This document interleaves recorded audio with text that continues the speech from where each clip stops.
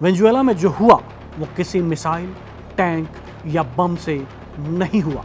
कोई बड़ा हथियार नहीं चला, बस एक छोटा सा हथियार खेल बदल गया। अमेरिका ने सीधे ताकत नहीं दिखाई, उसने दिमाग लगाया। राष्ट्रपति मादुरो को घेरने के लिए गोलियां नहीं चली, सिस्टम पर वार हुआ, भरोसे पर हमला हुआ, गुप्त सूचनाएं इकट्ठी की गईं।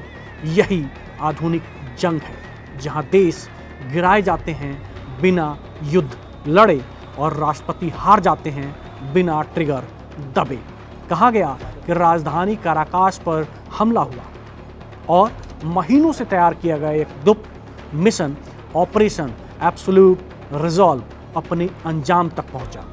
दावा यह भी कि इस ऑपरेशन के तहत अमेरिका ने वेनेजुएला के अपदस्थ राष्ट्रपति निकोलस मादुरो और उनकी पत्नी सिलिया फ्लोरेस को पकड़ लिया। कोई टैंक सड़कों पर नहीं दिखा, कोई सैनिक कैमरों में नहीं आया, और यही बात इसे खतरनाक बनाती है। रिपोर्ट्स के मुताबिक ये ऑपरेशन बंदूक या मिसाइल से नहीं बल्कि निगरानी और तकनीक से अंजाम दिया गया। कहा जा रहा है कि अमेरिका ने कैरेबियन क्षेत्र के एयरबेस से कई आधुनिक सैन्य विमान तैनात किए, और इसी बीच एक नाम उभरता है, RQ-170 सेनेथिनल स्टेल्थ ड्रोन। ये ड्रोन कोई आम ड्रोन नहीं है, ये वो मशीन है जिसे अमेरिका शायद ही कभी स्वीकार करता है कि उसने इसका इस्तेमाल किया।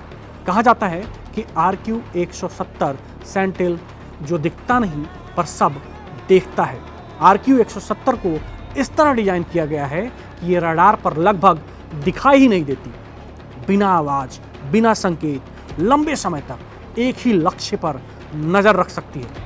ये सिर्फ तस्वीरें नहीं लेती बल्कि सिग्नल्स, इलेक्ट्रॉनिक गतिविधियां और सुरक्षा सिस्टम की जानकारी भी इकट्ठा करती है। रक्षा जानकारों का मानना है कि अगर इस ड्रोन का इस्तेमाल हुआ तो उसका मकसद सीधा हमला नहीं था, बल्कि मादुरो की दिनचर्या क्या है ये जानना था, उसका सुरक्षा घेरा कितना तगड़ा है ये भी जानना था, आने जाने के रास्ते कौन से हैं ये भी पता लगाया गया, इलेक्ट्रॉनिक कम्युनिकेशन किस किस से वो बात कर रहे हैं, क्या क्या इस्तेमाल कर रहे हैं, सब कुछ लंबे समय तक रिकॉर्ड किया गया। इसकी तुलना 2011 के उस ऑपरेशन से की जा रही है जब ओसामा बिन लादेन के ठिकाने पर महीनों तक गुप्त निगरानी की गई थी। RQ-170 पहली बार दुनिया की नज़रों में तभी आया था जब अफगानिस्तान में इसे खुफिया मिशनों के लिए इस्तेमाल किया गया। 2011 में ईरान ने दावा किया कि उसने इस ड्रोन को पकड़ लिया और फिर उसकी रिवर्स इंजीनियरिंग तक कर ली गई। यानी ये ड्रोन सिर्फ ताकत का प्रतीक नहीं बल्कि तकनीकी जंग का केंद्र भी रहा है।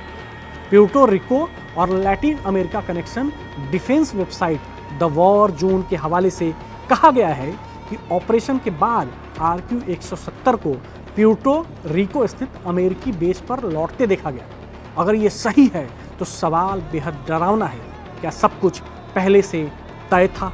ये कहानी सही हो या गलत, एक सच्चाई तो साफ है कि आज की जंग ऐलान करके नहीं लड़ी जाती, सीमाएं पार करके नहीं लड़ी जाती, और ना ही किसी को कानो कान खबर देकर, बल्कि किसी को कानो कान खबर नहीं हो और खेल हो जाए, ऐसा आज के युद्ध में किया जाता है। खबर बनने से पहले ही खेल खत्म हो जाता है।